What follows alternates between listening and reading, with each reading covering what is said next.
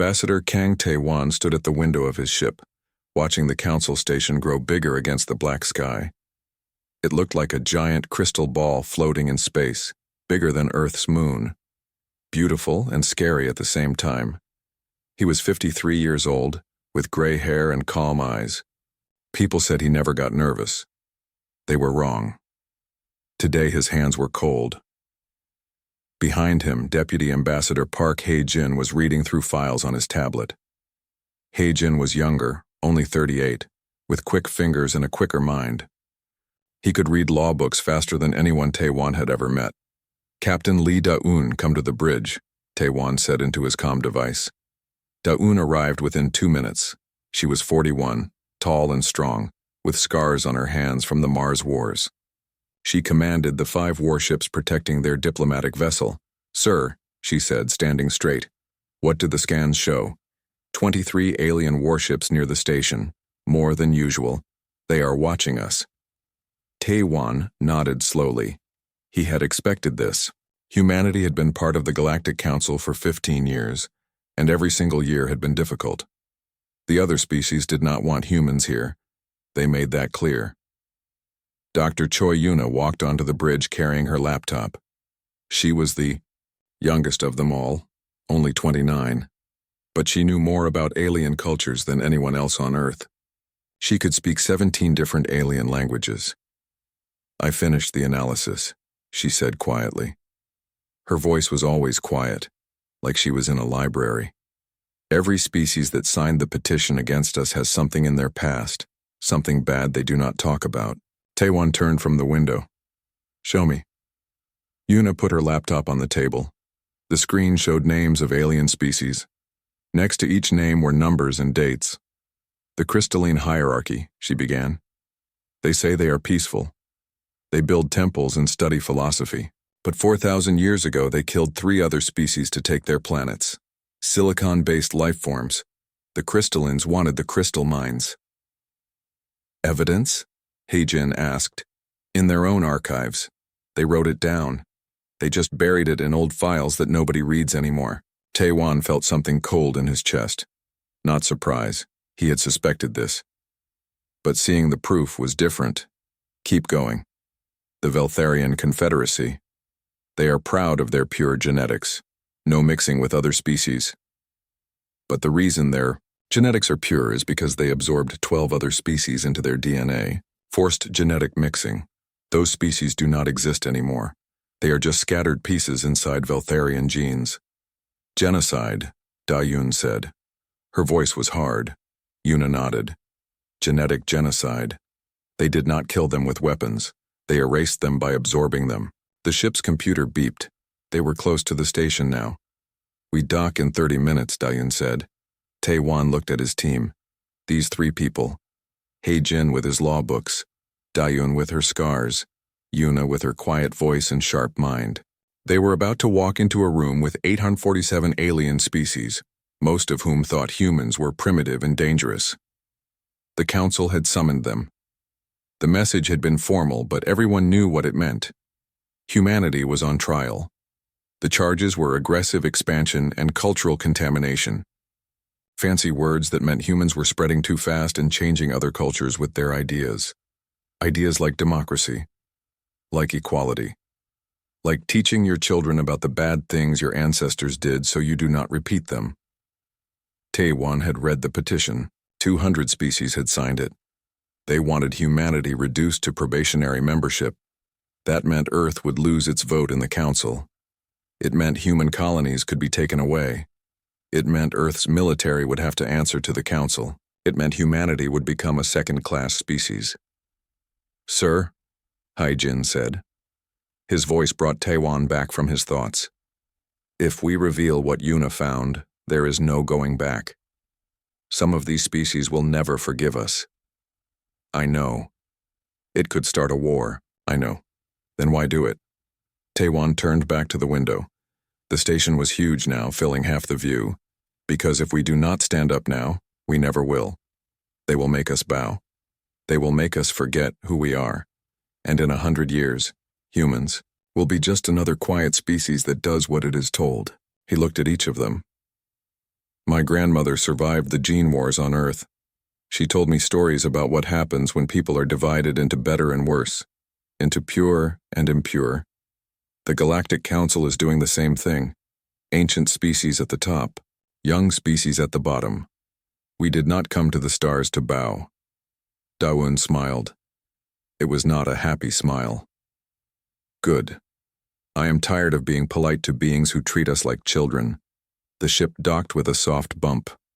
Through the window, Taewon could see the entrance to the council chamber. It looked like the mouth of a cave made of light. They walked through the docking tube. The station was incredible inside. Everything glowed softly. The walls seemed to be alive. Heijin had explained once that the station was grown, not built. Some ancient technology that humans did not understand yet. Other diplomats passed them in the corridors.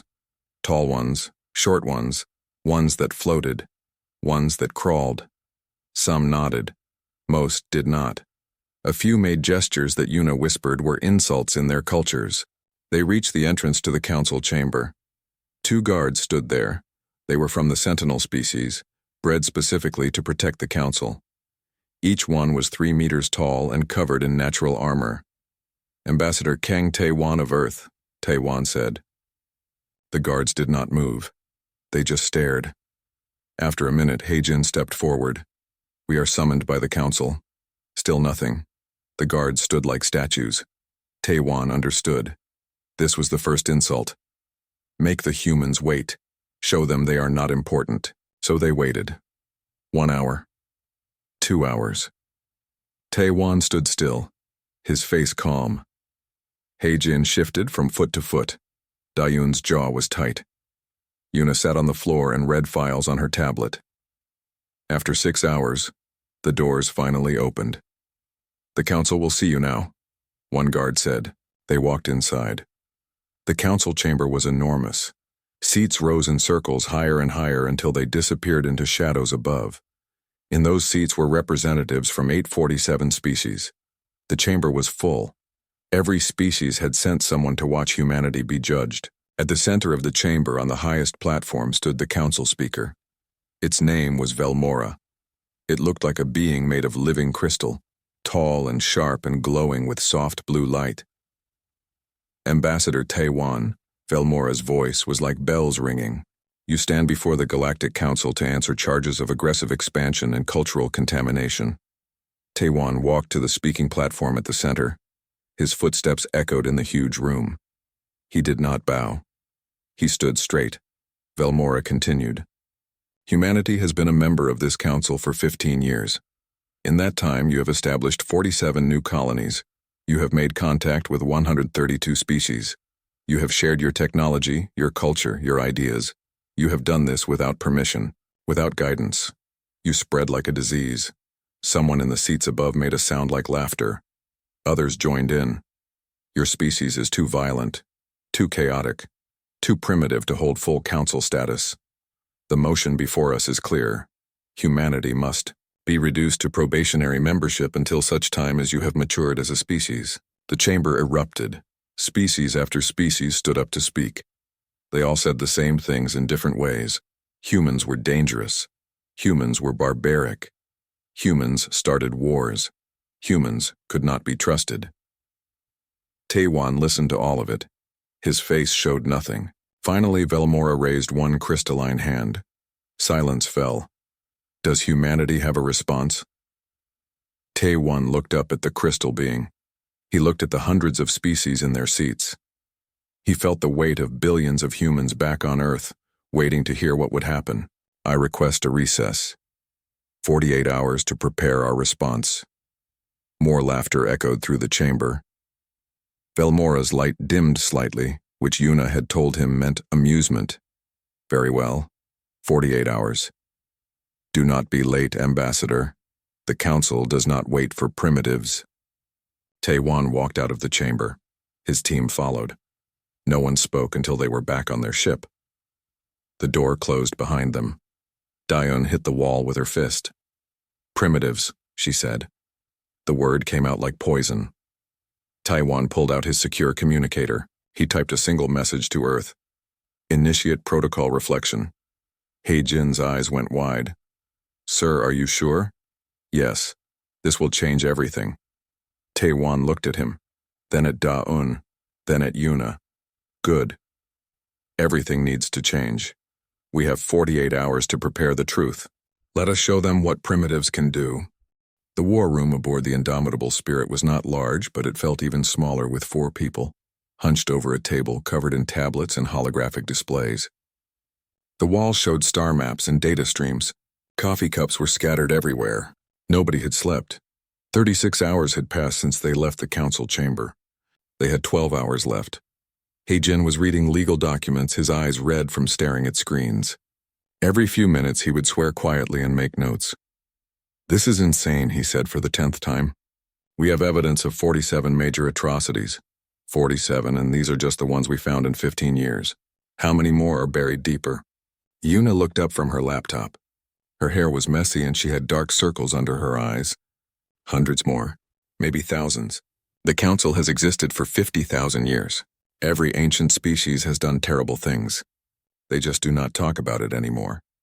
Da-Un was standing by the tactical display watching the positions of ships around the station. 23 alien warships yesterday. Now there were 31. They knew something was happening. If we do this, she said quietly, some of these ships might open fire. Are we ready for that? Tae-Wan sat at the head of the table, his hands folded. He had been thinking about that question for hours. Days, years, really. Tell me about the crystalline hierarchy again, he said to Yuna. She pulled up files on the big screen. Images appeared. Beautiful crystal structures on different planets. 4,000 years ago, the crystalline hierarchy found 3 species living on crystal-rich worlds. Silicon-based life. They were different from carbon-based life like us. The crystallines wanted the crystals for their technology. So they declared these species non-sentient, said they were just smart animals, not real people. She clicked to the next image. It showed ancient text. Then they exterminated them. All 3 species. The last one, the Silixar, they have recordings of. The Silixar begged for mercy in the crystalline language. They had learned it to try to communicate. To prove they were intelligent, did it work? He-Jin asked. No, the crystallines killed them anyway. Erased their language from all records. Destroyed their art and their cities. Now the crystalline hierarchy builds temples on those worlds and meditates about peace and enlightenment. The room was quiet for a moment. And the Veltharians? Tae-Wan asked. Yuna switched screens. This time the images showed DNA structures. The Veltharian Confederacy is proud of their genetic purity. They say they have kept their bloodline clean for 10,000 years, but our genetic analysis shows fragments of 12 other species in their DNA. Species that do not exist anymore as separate beings. What does that mean? Da-Un asked. It means they absorbed them. Forced genetic integration. They conquered these species. And then forced them to breed with Veltharians, until the original species was gone. Erased. Now they only exist as scattered genes inside Veltharian bodies. He-Jin put his head in his hands. That is worse than killing them. The Veltharians call it unification. Their history books say these species joined them willingly, but the genetic markers tell a different story. They show force. They show resistance. They show species fighting to survive and losing. Tae-Wan stood up and walked to the window. Outside, the council station glowed in the darkness of space. What about the others? The Senthan Empire? The Luminar Collective? Yuna brought up more files. The Senthan Empire. They present themselves as enlightened, sophisticated. But until 800 years ago, they had a caste system. The lowest caste, about 40% of their population, was legally classified as non-sentient. Property. Slaves.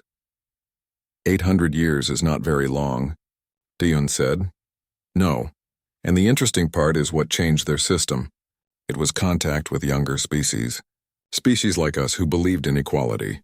The lower castes started a revolution based on ideas from other cultures. The Senthan ruling class only gave up slavery when they had no choice. So when they call us dangerous for spreading our culture, He-Jin said slowly, what they really mean is we are dangerous to their control. Exactly. And the Luminar Collective? Yuna's face went dark. This one is bad. The Luminar Collective is a group consciousness. Millions of minds connected together. They say it is beautiful, enlightenment, unity. But it was not always voluntary. When they first developed the technology to link minds, there were protests. Many Luminars did not want to join. They valued individual consciousness. So the collective made it mandatory. They called it the Great Joining. They uploaded everyone, willing or not. 5 billion individual minds forced into one group consciousness. Can they leave? Get their individual minds back? Ajin asked. No, the process is permanent. Those 5 billion people do not exist as individuals anymore. They are part of something else now. Whether they wanted it or not. Taewon turned back to face the room. Every species that signed the petition against us has done something terrible, something they have buried or justified or forgotten, and now they sit in judgment of humanity because we are too violent, too primitive? His voice was rising. He made himself speak calmly again. We fought 2 world wars. Yes. We almost destroyed ourselves with nuclear weapons. Yes, we had slavery and genocide and terrible things in our past. We do not deny any of it. We teach it in schools. We build museums. We say never again and we mean it. He pointed at the screen showing the alien atrocities. They did the same things. Worse things. But they pretend they did not. They rewrote their histories. They call their genocides unification or enlightenment or necessary expansion. They never said never again because they never admitted they did it in the first place. So we are going to remind them, Daun said. It was not a question. Taewon nodded. We are going to hold up a mirror. Show them what they really are. Haejin stood up and started pacing. If we do this, we shatter the Council's moral authority. The entire system is built on the idea that ancient species are wise, that they have moved beyond violence and barbarism, that they have earned the right to lead and if we prove they are no better than us, maybe worse, the whole system falls apart. Client species will rebel. Young species will demand equal representation. There will be chaos. Good, Daeun said. Let there be chaos. The current system is built on lies. Chaos leads to war, Haejin said. Maybe.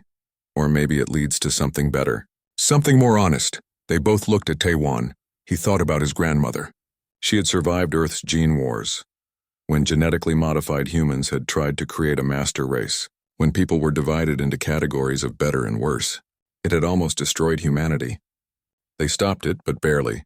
The Galactic Council was doing the same thing. Ancient species at the top, young species at the bottom, client species with no rights at all. A hierarchy built on age and power, justified by lies about wisdom and enlightenment. We do it, he said. Yuna, prepare the presentation. Every claim backed by evidence from their own archives. Haejin, prepare the legal argument. Daeun, have our fleet ready, but keep weapons powered down. We do not shoot first, and you, sir? Haejin asked. I memorized the speech. Every word. Every piece of evidence. I need to be able to look them in the eyes when I tell them the truth. For the next 10 hours they worked. Yuna compiled evidence files. Haejin wrote legal briefs. Daeun coordinated with Earth's military command. Taewon read and reread the speech he had written. 2 hours before they had to return to the council chamber, they took a break. Daeun made coffee. It was terrible coffee, but nobody cared. Do you think any of them know? Yuna asked quietly. About their own histories? Some do, Taewon said. The older ones. The ones who were alive when it happened. They know. They just hope everyone else has forgotten. Like Velmora. Yes, Velmora is over 6,000 years old. It was alive when the Silixar were exterminated. It knows, then why judge us? Because we are honest about our past. That makes us dangerous. We do not let ourselves forget. We do not rewrite history to make ourselves look better. That is a threat to everyone who has buried their sins. Haejin set down his coffee cup. What happens if they expel us? If they vote us out of the council entirely? Then we leave with our dignity, Taewon said. We build our own alliances. We find other species who are tired of being judged by hypocrites. And in 100 years when we are stronger, we come back and demand a seat at a new table. A better table? And if they attack us? Taeyun answered that one. Then we fight, and we make them regret it. 1 hour before the deadline, Taewon stood in front of a mirror and practiced his speech one more time. He did not read from notes. He did not look at screens. He just spoke, his voice steady and clear. When he was done, Yuna was standing in the doorway. That was perfect, she said. It needs to be. This speech will either save humanity's place in the galaxy, or start a war. Maybe both. Are you afraid? Terrified. But fear is not a reason to stay silent. They walked back to the docking tube together. Haejin and Daeun were waiting. Ready? Daeun asked. Taewon straightened his jacket. He looked at his team. These three people who had worked through the night to prepare the truth, who were about to walk into a room full of hostile aliens and challenge the most powerful beings in the galaxy. Yes. Let us go show them what primitives can do when they stop being polite. They walked through the station corridors. Other diplomats stared at them. Some whispered. Everyone knew something was about to happen. The same two sentinel guards stood at the entrance to the council chamber. This time they opened the doors immediately. Ambassador Taiwan stepped inside. The chamber was even more crowded than before. The council chamber fell silent as Taiwan walked to the central platform. His footsteps echoed in the enormous space. Above him, 847 species watched from their seats. The air felt heavy with expectation. Velmora stood on the highest platform, glowing with blue light. Ambassador Taiwan, the crystalline being, said, "You have had your 48 hours. Does humanity accept the council's judgment?" Taiwan reached the center of the platform. He did not carry any notes. No tablet, no data device. Everything he needed was in his memory. He looked up at Velmora. Then he looked around at all the other species. He let the silence stretch. Let them wait. Let them wonder what he would say. Finally he spoke. No. That single word seemed to hang in the air. Several species made surprise sounds. Velmora's light flickered. Taiwan continued, his voice calm and clear. "We do not accept your judgment. We reject it entirely. But before I explain why, let me address your charges. You say we are too violent, too primitive, too dangerous to hold full council status." He paused. "Very well. Let us examine the question of violence, of primitiveness, of danger." He turned to face the section where the crystalline hierarchy sat. "Speaker Velmora, your species lectures us about peace and enlightenment. You build beautiful temples. You meditate on harmony. You call yourselves philosophers. The chamber was absolutely quiet now, but your temples are built on graves.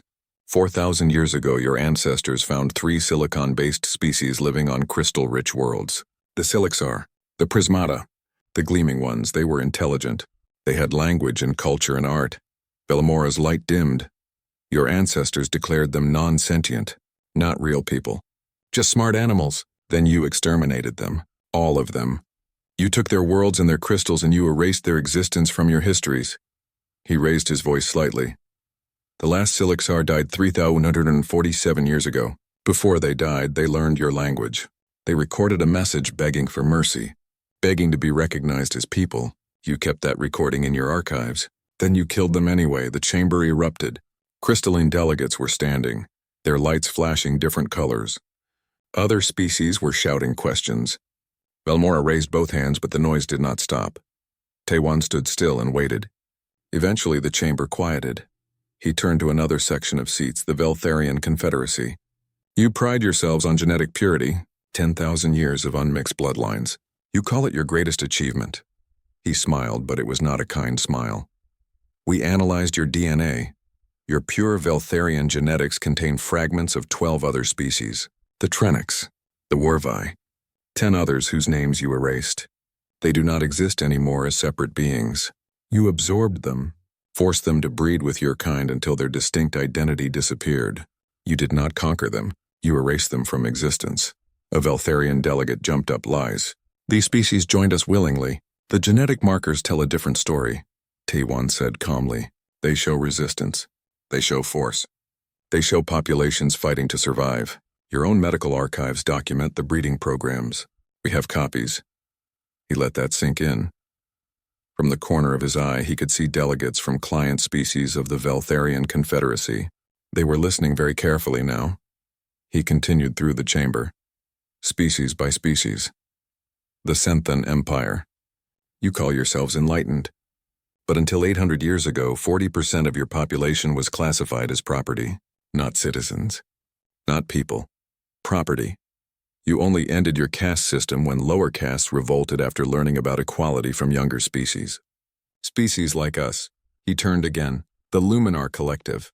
You speak of unity and shared consciousness as the highest form of enlightenment, but 5 billion of your people did not want to join. They valued their individual minds, so you forced them. You called it the Great Joining. They called it the death of self. You uploaded them anyway. One by one, he named the species that had signed the petition against humanity. One by one, he revealed what they had done. The Draxian Republic, and their accidental terraforming that just happened to kill everyone on 3 planets, the Korvathi Union and their biological weapons tested on pre-spaceflight civilizations, the Zenith Accord and their mining operations that enslaved entire species on resource-rich worlds. Every revelation was backed by evidence from the Council's own archives, records that had been filed away and forgotten but never destroyed. The chamber was chaos now. Species were accusing each other. Delegates were demanding to see the evidence. Client species were shouting at their masters. Velamora was trying to restore order, but no one was listening. Taiwan raised his hand. Slowly, the noise died down. When he spoke again, his voice was different. Harder. You call us violent. Yes, we fought 2 world wars. Yes, we built nuclear weapons and almost destroyed ourselves. We had slavery. We had genocide. We had terrible things in our history. He looked around at all of them, but we stopped. We learned. We built a united world not through conquest or genetic absorption or forced uploading. We did it through choice. Every nation on Earth joined our government voluntarily. We argued, we debated, we fought sometimes, but we chose to come together. His voice rose. You call us primitive? We went from first flight to the stars in 350 years. We did it without exterminating anyone. We did it while remembering our mistakes instead of burying them. He was almost shouting now. You call us dangerous? Look at your own histories. Every species in this chamber has committed atrocities, but we are the only ones who admit it. We teach our children about our worst moments. We build museums and memorials. We say never again, and we mean it. He let his voice drop back to normal. You rewrote your histories. You called your genocides unification or enlightenment or necessary progress. You buried your sins and then claimed moral authority to judge others. The silence was complete now. Everyone was staring at him. So here is humanity's response to your charges. We reject your moral authority to judge us. We reject your probationary status. We reject the idea that age grants wisdom. He paused to let them understand what he was saying. If you wish to expel us from this council, do it. We will leave with our heads high. We will build our own alliances with species who judge us by what we are, not by your propaganda about what we should be. He looked directly at Velamora. But consider this. Today you learned that humanity, the primitive species you mock, spent 15 years uncovering your secrets. 15 years finding truths you spent thousands of years hiding. Imagine what we will learn in the next century, in the next millennium. He turned slowly, looking at every section of the chamber. You can have us as friends, as equals, or you can have us as your mirror, reflecting every lie you tell yourselves about your enlightened past. His final words were soft but clear.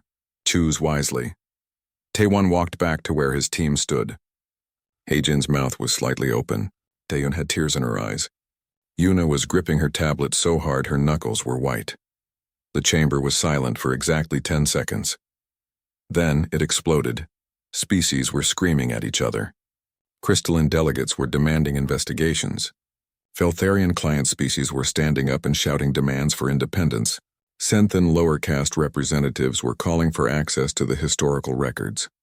Belmora was trying to speak, but nobody could hear.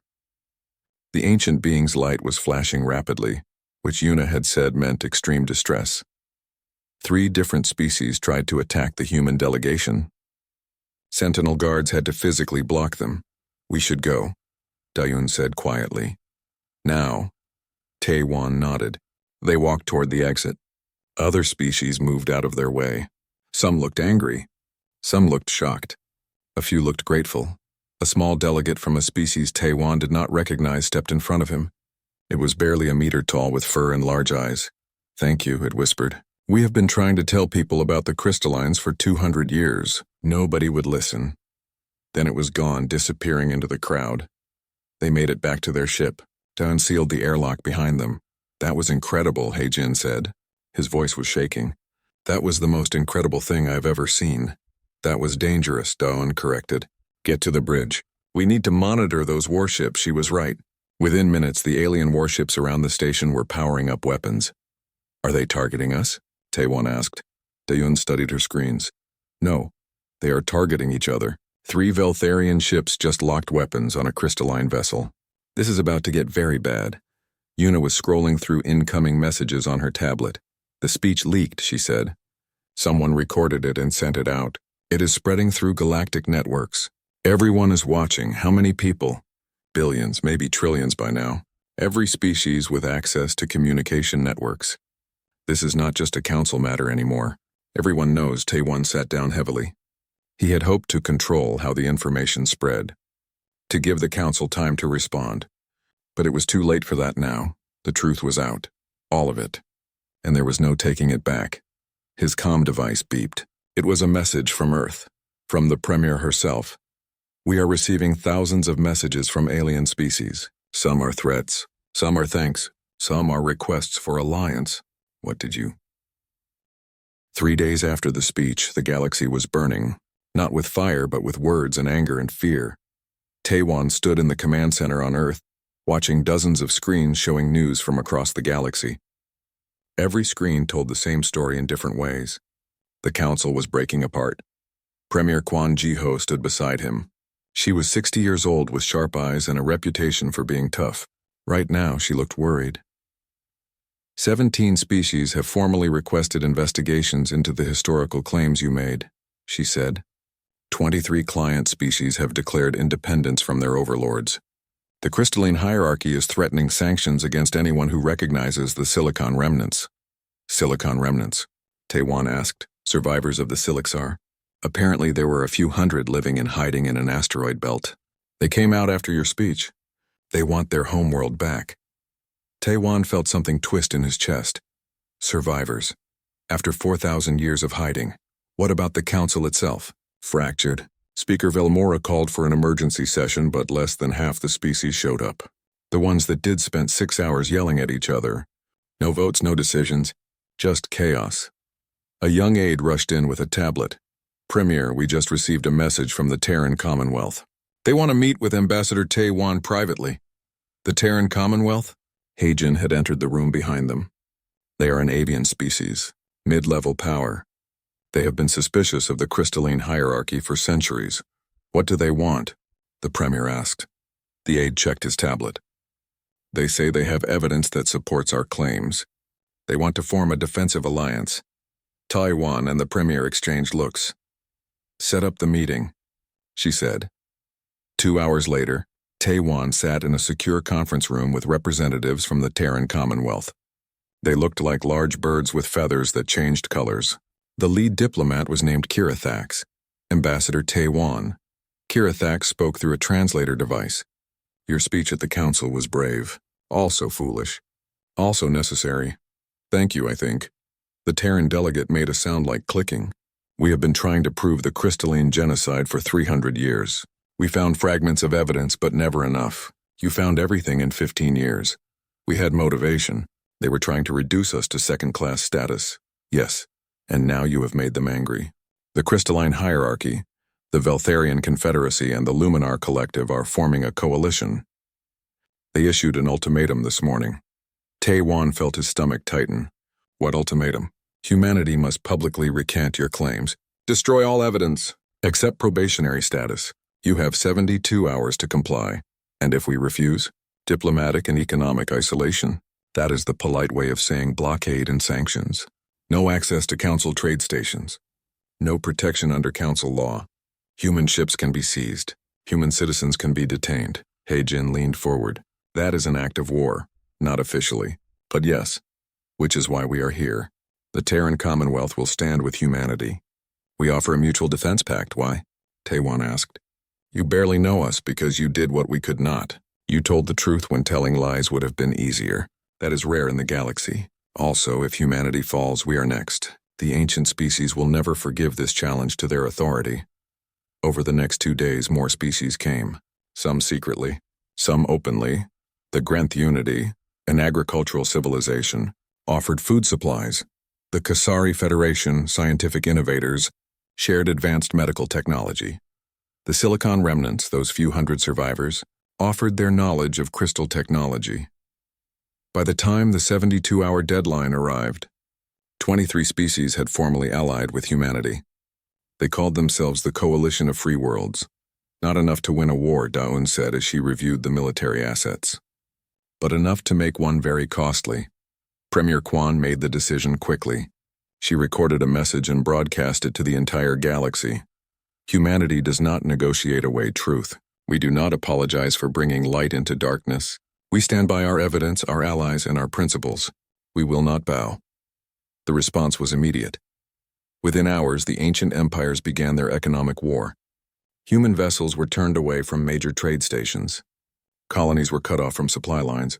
Human citizens across the galaxy received deportation notices. The coalition responded with their own sanctions. The Grenth Unity stopped exporting food to crystalline stations. The Terran Commonwealth closed their shipyards to ancient empire vessels. Humanity shared advanced defensive technology with coalition members only. 2 weeks into the standoff, Taiwan received an urgent message from Daun. We have a situation. Colony ship New Dawn has been stopped by a crystalline blockade. 10,000 civilians on board.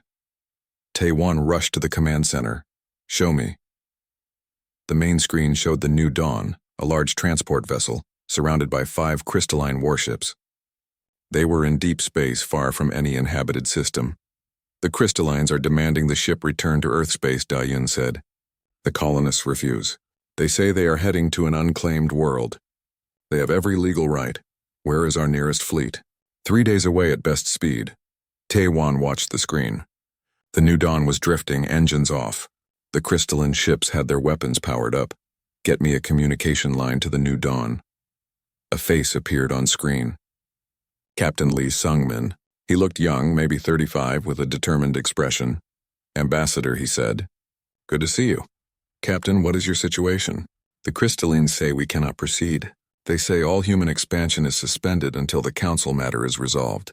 I told them we are free people traveling to a free world. We will not be turned around by tyrants.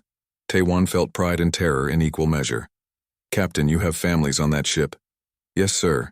My own wife and daughter among them. That is exactly why we will not turn back. We will not teach our children to bow to bullies. The line went silent for a moment. Then an alarm sounded. Sir, Dayon said urgently. The crystalline ships are powering weapons to full. They are preparing to fire. Taiwan made a decision.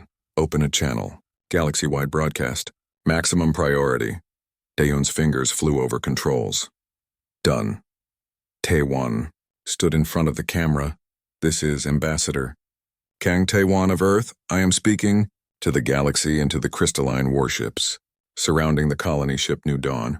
He paused, choosing his words carefully. The New Dawn carries 10,000 civilians, families, children, people seeking a new home on an unclaimed world. They carry no weapons. They threaten no one. Another pause. If the crystalline hierarchy fires on this ship, they will prove every accusation I made. They will show the galaxy their true nature. They will demonstrate that they value control over life. He looked directly into the camera. But I do not believe they will fire, because I do not believe the individuals commanding those ships are monsters. They are people following orders. Orders they are beginning to question. He spoke directly to them now, Captain Velthar of the warship Eternal Radiance. I know you can hear me. Look at your crew. Look at what you are being asked to do. Is this who you want to be? Is this what you joined your service to do? To threaten children because they want to build a home? The broadcast ended. The command center was silent. Now what? He-Jin asked quietly. Now we wait, and we pray that 6 hours passed. The longest 6 hours of Taiwan's life. The crystalline ships held their position. Weapons charged. The New Dawn drifted, waiting. The entire galaxy was watching. Billions of beings across thousands of worlds all waiting to see if the first shot would be fired. Then something happened. One of the crystalline warships powered down its weapons. What ship is that? Taiwan asked. Dayun checked her screen. The Eternal Radiance. The crystalline vessel slowly withdrew from the blockade formation. Then a message broadcast on all channels. This is Captain Velthar of the Eternal Radiance. I will not fire on civilians. Court-martial me if you must, but I will not do this. For a moment, nothing happened. Then another crystalline ship powered down. Then another. Then the last one. The blockade collapsed. The New Dawn powered up its engines and continued toward its destination. The command center erupted in cheers. People were hugging each other, crying, laughing. Taewon sat down slowly. His hands were shaking. Yuna appeared beside him with a tablet. "The crystalline networks are exploding," she said. "There are protests on 20 of their worlds. People are demanding to know why they were never told about the Silixar. Captain Velthar is being called a hero. And the crystalline government? Chaos. The hierarchy is fracturing from within." Premier Quan walked over. "That was well done, Ambassador. But this is far from over, I know. The ancient empires will not forgive this. The standoff will continue." "Yes, but something changed today. You showed that the ancient species are not united. That individuals within their civilizations can choose differently. That is dangerous for any authoritarian system." Taewon looked at the screen showing the new dawn now safely on its way. "We started something we cannot stop," he said quietly. "The galaxy is changing, whether we wanted it or not. Then we better make sure it changes in the right direction," the Premier said. "Get some rest, Ambassador. Tomorrow we start building the future." That night, Taewon stood on the balcony of his apartment looking up at the stars. Somewhere out there, Captain Velthar was facing a court-martial for refusing to fire on civilians. The Silicon remnants were preparing to reclaim their homeworld. 23 species were gambling their futures on an alliance with humanity. And the ancient empires were discovering that lies. No matter how old, 6 months after the New Dawn incident, Taewon stood in an observation room overlooking the council station. But this time everything was different. The station had been divided, physically. Engineers had built a wall through the center, creating 2 separate sections. On one side, the old Galactic Council continued to meet, though with far fewer members than before. On the other side, the coalition of free worlds had established their own assembly. Between them was a neutral zone, a place where both sides could meet to negotiate. The galaxy had not gone to war, but it had not found peace either. Instead, it existed in a state of cold division. 2 councils, 2 trading networks, 2 visions of how civilization should work. Heijin walked up beside him. "They are ready for you." Taewon turned away from the window. Today was the summit of 2 councils, the first time since the split that both sides had agreed to formal negotiations. The economic war had hurt everyone. The ancient empires had lost access to resources from coalition worlds. The coalition had been cut off from ancient empire technology and trade networks. Both sides were bleeding. Both sides needed this to work, but neither side wanted to admit they were wrong. Taewon walked into the negotiation chamber. It was a simple room with a round table. On one side sat representatives from the Galactic Council. On the other, representatives from the coalition. At the head of the council delegation was Velmora, the ancient crystalline being looked dimmer than before, less bright. 6 months of protests and internal division had taken their toll. "Ambassador Taewon," Velmora said. Its voice was tired. "Speaker Velmora." They sat. The room fell silent. Everyone waited for someone else to speak first. Finally, a Veltharian delegate broke the silence. "The coalition must cease its propaganda campaign against the ancient species. The historical claims you have made are damaging galactic stability." Kirithax, the Terran diplomat, made an angry clicking sound. "They are not propaganda. They are facts from your own archives, facts that should have remained buried. So you admit they are true?" The Veltharian did not answer. The negotiations continued like this for hours. The council demanded the coalition stop sharing historical evidence. The coalition demanded the council acknowledge what they had done. Both sides made threats. Both sides walked out twice. Both sides came back, because neither side could afford for these talks to fail completely. During a break, Yuna pulled Taewon aside. "This is not working. They are too proud to admit fault. We are too angry to compromise. We will be here for years and accomplish nothing. What do you suggest? Talk to Velmora privately, away from the others. I think there is something it wants to say but cannot say in front of its delegation." "How do you know?" "The way it looks at you." "Not with anger. With something else. Guilt, maybe. Or shame." That evening, Taewon sent a private message to Velmora. A request for an informal meeting. No witnesses. No records. To his surprise, Velmora agreed. They met in a small garden on the neutral zone. It was one of the few places on the station where plants grew. Velmora stood among flowers, its crystalline body catching the light. You were right about us, the ancient being said without preamble. All of it. Every accusation you made in the council chamber was true. Taiwan had not expected this. I know. I was alive when we exterminated the Silixar. Did you know that? I suspected. You are over 6,000 years old, 6,217 years. I remember the debate in our council chambers. Some of us argued that the Silixar were sentient, that they deserved protection. I was one of those voices. Filmora's light flickered. We lost the debate. The vote was close, but we lost. And then I watched as we killed them. All of them. I heard their final message. The one you mentioned. They spoke our language perfectly. They begged for their children. Why did you not speak up? After it was done, I was young, only 1/500 years old. I thought time would heal it. I thought we would learn from our mistake. Instead, we buried it. We told ourselves comfortable lies. We declared the Silixar had never been truly sentient. We rewrote our histories, and you let it happen.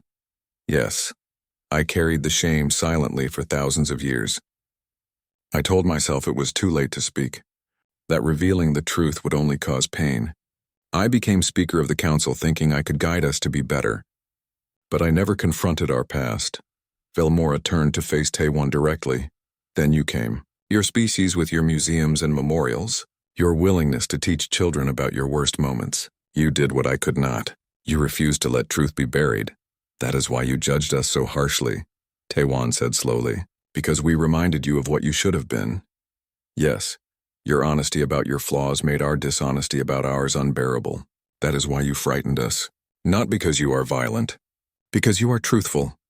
They stood in silence for a moment. What happens now? Taiwan asked.